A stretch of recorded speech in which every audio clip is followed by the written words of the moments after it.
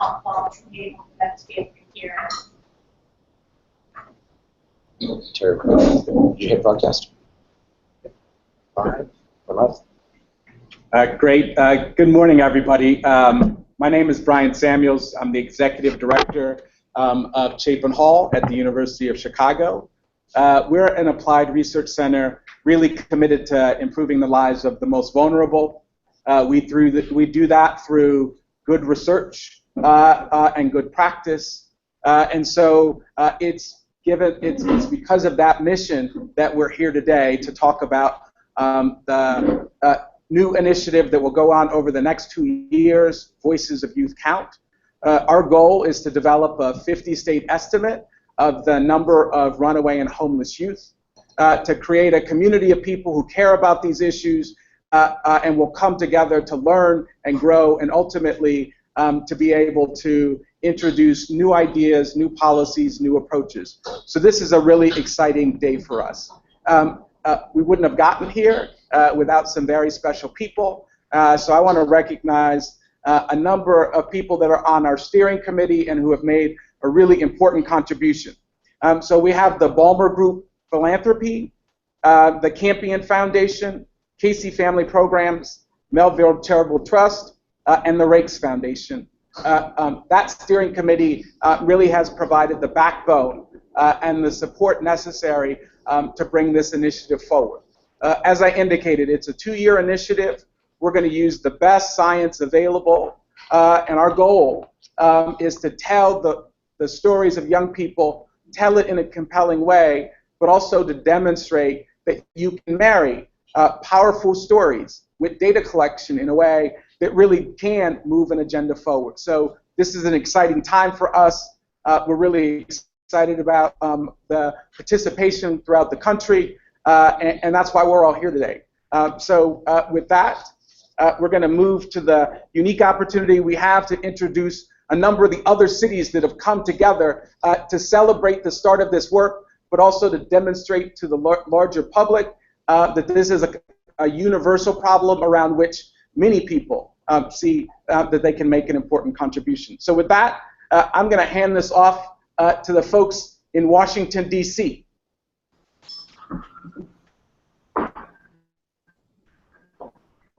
Good morning. Thank you all for being here. It is my pleasure to introduce to you Jessica McCormick, National Network for Youth Youth Advisor, and expert consultant with the National Association for the Education of Homeless Children and Youth.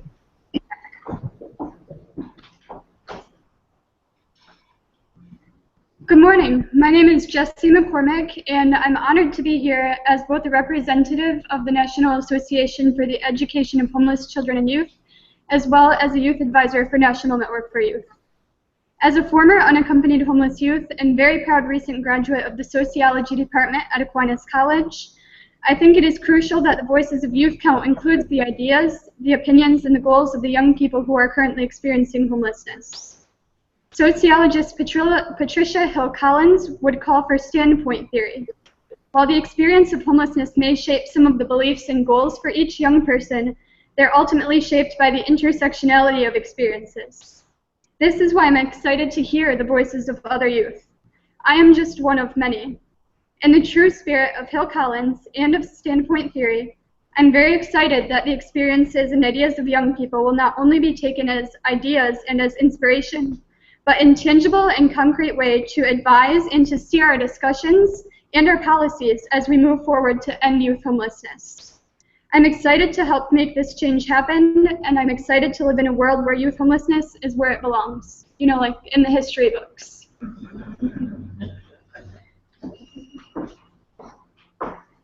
Now you'll hear from Deborah Shore, Executive Director and Founder of Sasha Bruce Youth Work and Board Chair of the National Network for Youth. Thank you, Darla, and hello to everyone. As was mentioned, I'm the founder and executive director of Sasha Bruce Youth Work, which is a local agency serving runaway and homeless youth for 40+ years. I am delighted that we are here to launch the Youth Count, as it will provide important information on the scale of youth homelessness in our country and an in-depth analysis of the diversity of the needs of young people.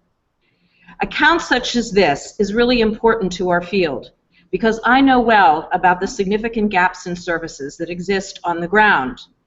And as chair of the national network, I also know from our members and colleagues that this is true all over the country and the human toll that it represents. But to move resources towards a more robust system, we need data nationally and locally, which provides a clear picture of the numbers and needs. We need this because we need investment at all levels of government and philanthropy. We need this because we need a system that is youth development and trauma informed. And we need this because we need to end youth homelessness as we know it. And we know that when we end youth homelessness, we are contributing to the end of chronic homelessness. This is a critical time for youth homelessness. And the youth count can truly move us forward towards a more robust and appropriate system of care. Hopefully, with the data it will generate, combined with our 40 years of learning in the field and our partnerships with government and philanthropy, we are looking forward to a time when we are going to see a real impact on the lives of young people and on the system of care and on the number of young people that we see in the field who are unsheltered and in need. Thank you to those of you who have provided leadership that we've gotten to this day and that we are going to see a youth count. Thank you.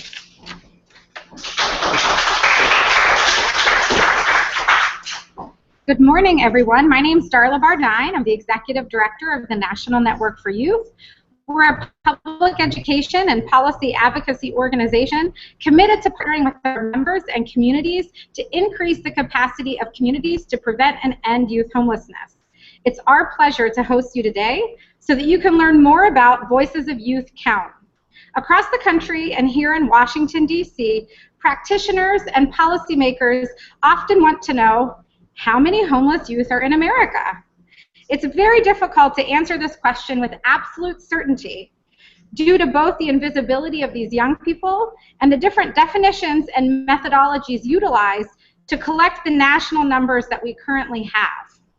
This research project also encompasses gathering deep knowledge about the lives of these young people and what housing and services best help young people exit homelessness, become stable, develop as adolescents, and transition to adulthood successfully. This knowledge will help inform local, state, and federal policymakers make decisions about what to invest in and to what scale. With this information, we can show the actual need, what services and housing must be provided to meet this need, and work for policies that allow young people to access what they need when they need it. Please join the National Network for Youth in supporting this effort so that we can achieve our vision of a world where vulnerable youth have a safety net everywhere they turn, creating positive and strong communities, one youth at a time. It's now my pleasure to introduce you to Nan Roman, CEO and President of the National Alliance to End Homelessness.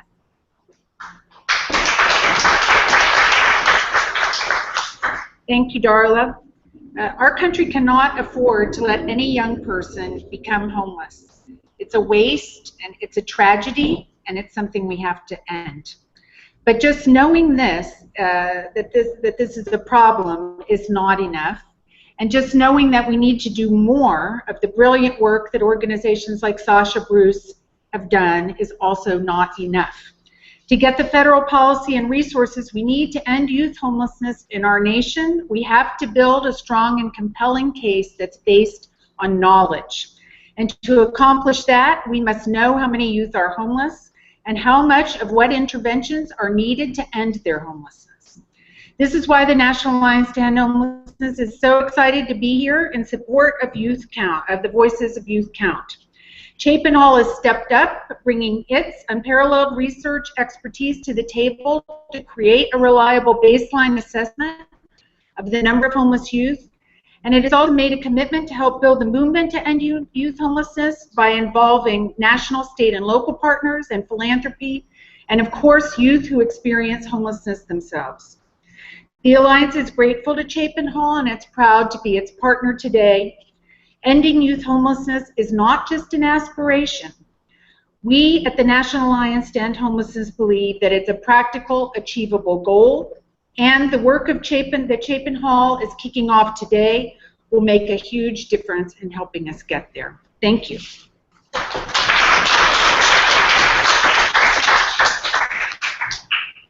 Thanks, Nan, and thanks all the folks in DC for coming together today. We're gonna throw this out to New Haven. New Haven, you want to introduce yourself? Hi, I'm Janice Elliott. I am the Executive Director of the Melville Charitable Trust. On behalf of all of us in the great state of Connecticut, I'd like to extend our greetings, and along with those of us gathered here in New Haven, we feel very passionately about this issue of youth homelessness. So a month ago, Connecticut had its first statewide youth were homeless, and that count found that 3,000 youth were homeless or without a stable place to live. This is in a state of only 3.5 million people. So in addition to the count, providers, youth advocates, and public officials have partnered over the past year to develop Connecticut's own Opening Doors for Youth plan. And that plan outlines some specific recommendations and action steps for state-level policy reform and changes in practice. So with that data in hand, and with the plan in hand, we feel well poised to move forward toward advancing changes within our state. But the fact is, we can't do it without support at the federal and national levels.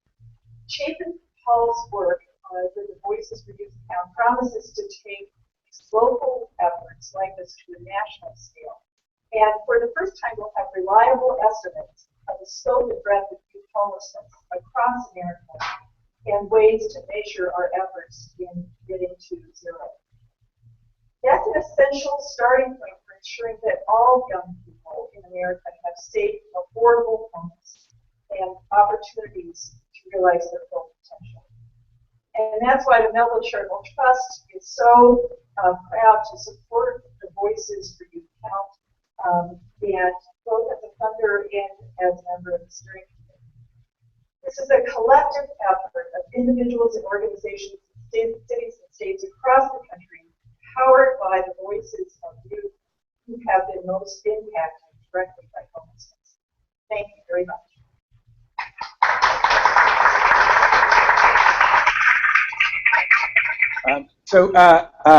Thanks very much, Janice. We're going to send this out to Massachusetts. You guys want to introduce yourselves? Yes. Good morning, everybody. This is the Massachusetts team here coming in. Thank you very much for having us. We are honored to be part of this initiative. In the room with us, we have providers, advocates, and our child welfare agency. So we have a great representation who are excited to jump in and jump on board. We're excited in particular for this initiative because it works together really nicely, or we anticipate it will, with our special commission here in the state. So Massachusetts a couple of years ago wrote into law a special commission for homeless unaccompanied youth, which is situated in our Executive Office of Health and Human Services.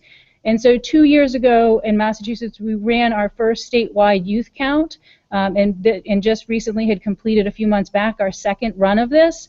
So we are thrilled because we know that there isn't enough data. We're trying to figure out how to do it well, and so we're excited to learn and participate with all of you. Thank you.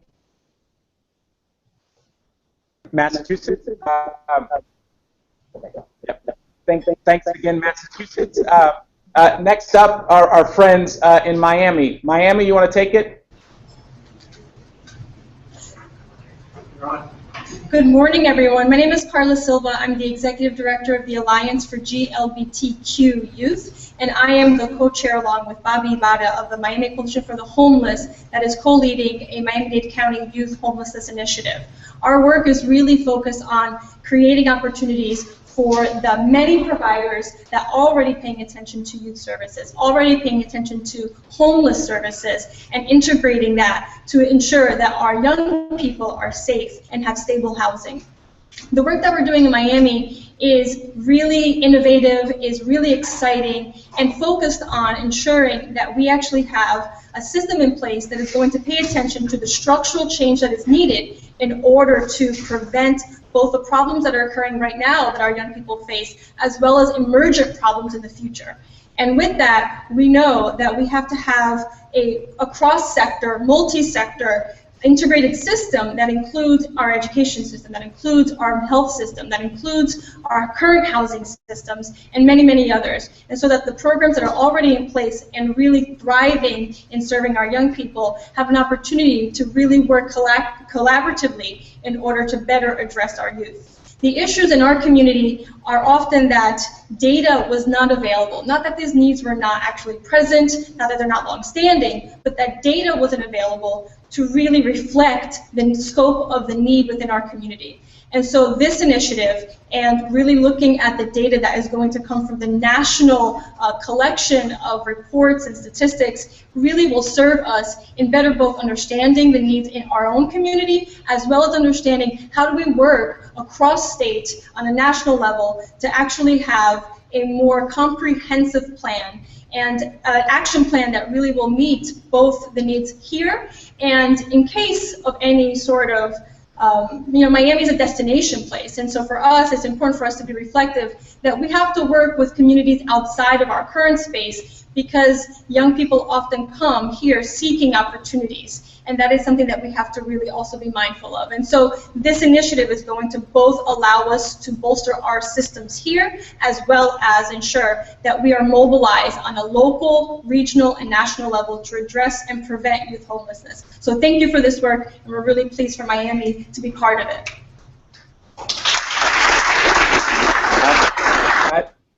Thanks, Carla. I really appreciate your contribution, folks in Miami. We also have a great group here in Chicago of partners and people that really value the importance of gathering data, gathering stories, and bringing it all together in a comprehensive way. And so I'm excited to have Debbie Resnick share some thoughts with us here in Chicago. Thanks. Hi, everybody. I'm Debbie Resnick from Koch Brothers Foundation, and I'm honored to be here today saying hello for Chicago. I want to do some thank yous. I want to thank Chapin Hall and its partners for launching this research. I want to thank the steering committee and other supporters for making it possible. And most importantly, I want to thank the providers and advocates and government representatives who are here today with us. And sorry, I have my back to all of you. And within each of your communities, because it's really your work that makes it possible for us to meet our common goals of helping youth transition to adulthood in safe and secure ways that we all want and that we all need. So I'm going to specifically name out some of the people that are here with us in Chicago today because I want to give a sense of the breadth of the community that we have here. But I also know that you have the same groups of people in your communities, and it's wonderful to see the colleagues I know and those I don't know. I can't thank each of you by name. I'm in awe of all of you and your commitment and your passion, and I thank you. So in Chicago, I'm really sorry if I missed your name, but I want to thank some of the people that are here from our provider community, Aunt Martha's Center on Halstead, Children's Home and Aid, La Casa Norte, Illinois Collaboration on Youth, Kaleidoscope, Lawrence Hall Youth, the Night Ministry, New Moms, Teen Living Programs, Unity Parenting, Youth Outreach Services, and Youth Service Project. From the advocacy community and from our local neighborhoods, the Chicago Coalition for the Homeless, the Illinois Collaboration on Youth, Illinois African American Commission, Lawndale Christian Legal, and North Lawndale College Prep, National Runaway Safe Line, Old St. Pat's Church, Windy City Times, Corporations for Supportive Housing, and people with lived experience. And finally, from our local and state governments, Chicago Public Schools, the City of Chicago Department of Family Support Services, and the Illinois Department of Children and Family Services. So thanks to all of you. This is very exciting, and let's go.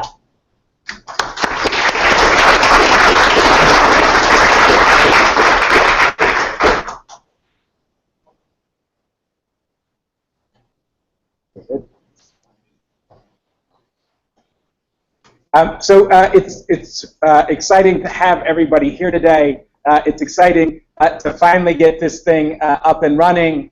And more than anything, we're excited about the opportunity to really begin to partner with folks at the local level to really build a strong initiative and to move this initiative forward. But given that it is a 24-month initiative, we really want to make sure that folks have access to the progress that we're making day to day, week to week, month to month. And so we are also launching a website, voicesofyouthcount.org, and that website will be updated on a regular basis so that all of you can take this journey with us, so that all of you can learn as we learn about how to do this work.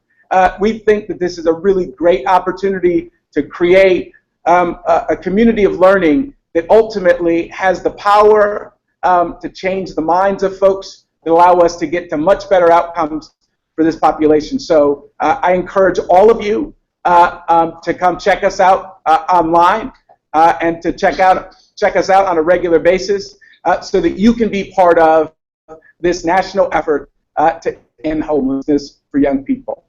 Thanks again for doing this. All right, take care.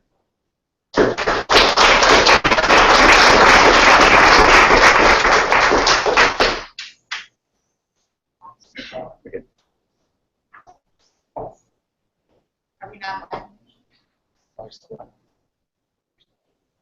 on. Okay, stop. We can stop it.